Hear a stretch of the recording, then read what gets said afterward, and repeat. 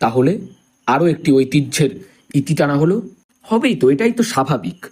কলকাতার ট্রাম এশিয়ার এক ঐতিহ্য তৈরি করে রেখেছিল। আজ তারই ইতিহাস না হয় একটু জেনে নেই। সালটা 1873। ভারতীয় উপমহাদেশে প্রথম ট্রাম চালু হয়। রুটটি ছিল আর্মেনিয়া ঘাট থেকে শিয়ালদহ। তবে যাত্রীর অভাবে তা বন্ধ হয়ে যায় এবং ক্যালকাটা ট্রামওয়েজ কোম্পানি নামে একটি লন্ডন ভিত্তিক কোম্পানি কলকাতায় ট্রাম পরিষেবা চালু করে। প্রথম দিকে ট্রামগুলি টানত ঘোড়া। তখন ট্রাম কোম্পানির হাতে ছিল 1000 ঘোড়া ও 177টি ট্রাম। তারপর সালটা 1902। এশিয়ায় প্রথম বৈদ্যুতিক ট্রাম চালু হয়, যেটি এই কলকাতায়। বর্তমান ভারতের শুধুমাত্র কলকাতায় ছিল এই ট্রাম পরিষেবা। সেই ট্রামের ঘন্টার আওয়াজ এ একজন আবেগপ্রবণ ঐতিহ্য। তবে এখন এই ঐতিহ্যের ইতি টেনে দিল সরকার।